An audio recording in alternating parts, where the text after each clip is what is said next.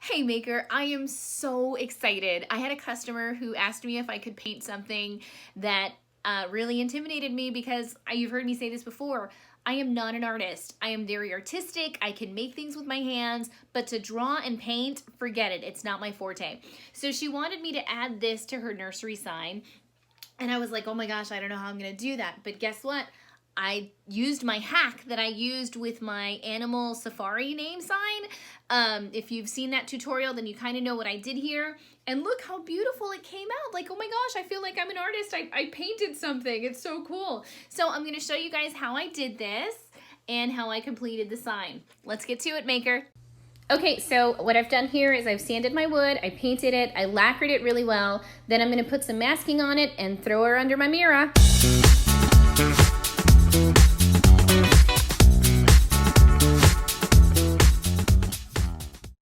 All right, so this is what it looks like once it's been scored. Originally, I was going to engrave the pattern, but when I did a time estimation, that just took way too long. So I opted instead to score it, it's a cut, but it's a very light cut.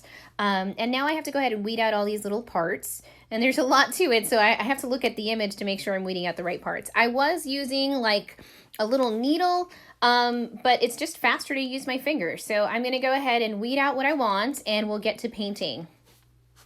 So while I had my laser running, okay, so I've already finished my sign, but I need to tell you how to mix your colors. So this is a sneak peek at the final product. While my laser was cutting out the initial image, I went ahead and custom mixed my colors because I am starting to get really frustrated when, I don't have the right color that I want and I have to run to the store every time I need a color. So I'm learning how to mix my own colors, and I'm fortunate enough to have a wonderful friend who's teaching me how to do it. So for all of these colors, you're going to start with a base of white.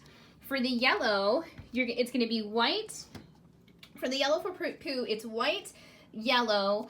Mix it until you get in the right color family that you like for the yellow, and then just a teeny tiny touch of black. I mean, little itty bitty. Black can be really overpowering, but that's how I did the poo. The pink was actually just a color I already had.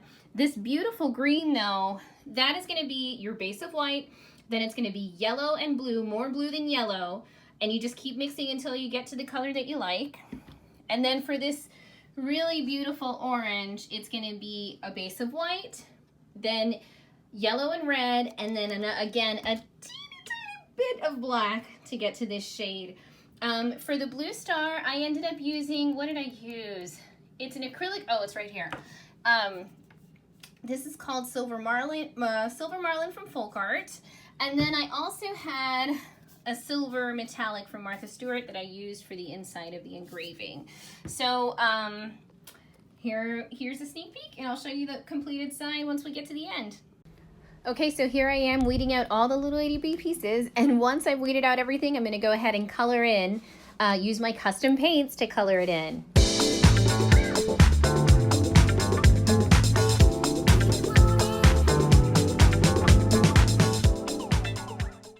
And now that it's all done, you just go ahead and peel up the rest, and voila, you've got something that looks like you freehanded it, but you really didn't. As I weeded it, there were some parts that were really teeny tiny, so I had to use a needle to pick those up, as you see here. And then once I had everything picked up, I went ahead and I took a black marker and I cleaned up any edges where there was any spillage.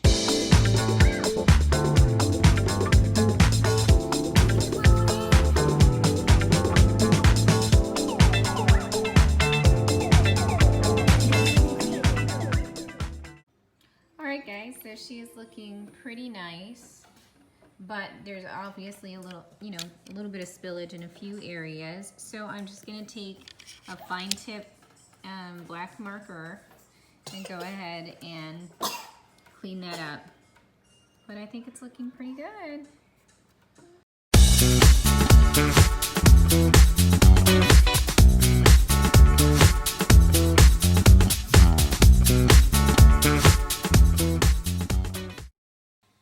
Oh my goodness, I love it so much.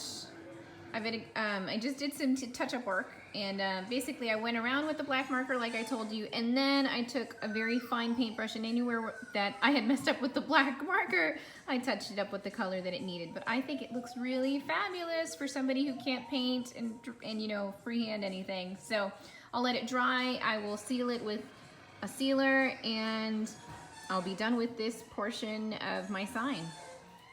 Okay, so the next step was painting on the words because this sign was too big to fit in my laser. And as you can see, I was failing miserably here, and I have a newfound respect for people who stencil and paint on the words. Finally, after my third try, because you can see I'm not winning right here, I figured it out. The transfer tape that I was using, I bought, was called the Paper Studio, and it was too strong and it kept peeling up my stencil. But then I got this duct tape or duct transfer tape from the dollar store, and it worked way better. But anyhow, I had many failed attempts and eventually figured it out. But I highly recommend you watch a tutorial from someone else and not me, because stenciling is definitely not my forte. I mean, this was after my third try and I still had bleeding and I had to touch it up with a paintbrush. So, yeah, I definitely have a lot of trial and error ahead of me when it comes to painting and stenciling signs. Okay, maker, my sign is almost done. I am just going to very carefully use this little glue bottle. You get 3 in the craft section somewhere in Hobby Lobby for, you know, just a couple of bucks. And I am going to very carefully apply my glue onto these letters. Now, see how long it takes just to glue one letter? This is why I don't like doing a lot of letters, and that's why I chose to paint most of this sign. But now I'm just gonna glue away and finish up this beauty and send her home.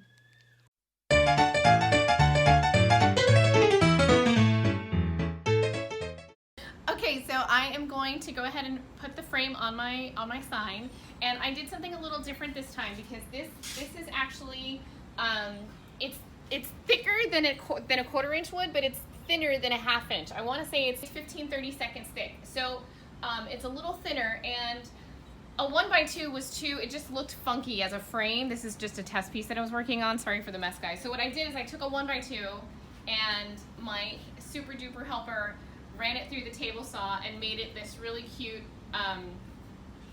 little frame. So now I'm going to go ahead and adhere it.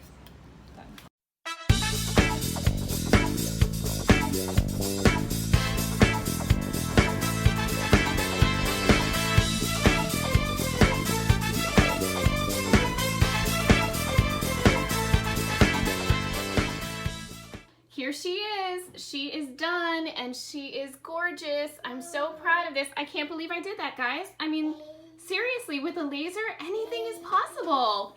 I'm so proud of this piece. This was probably the hardest part for me because, you know, I think it's funny. I've had a Cricut for years, but I totally skipped out on the whole stenciling era, and I had to do this part 3 times before I got it to be respectable, and then I did have to touch it up, but thankfully on the parts where I had to go in with a little brush and fix any bleeding that I had, once I put the lacquer over it, you couldn't tell where it was paintbrushed or used with a roller. So it's turned out gorgeous. I am so excited to make more signs like this. I love my thin, dainty little frame here, and I hope this inspires you to go make something amazing. So that's it for today, guys. I hope you learned something, hope you had a lot of fun, and I'll see you here next time on That Mom with a Laser. Hey Maker, if you enjoyed this, please don't forget to comment, share, and like. And now it's your turn. Go make something beautiful, and I'll see you here next time on That Mom with a Laser.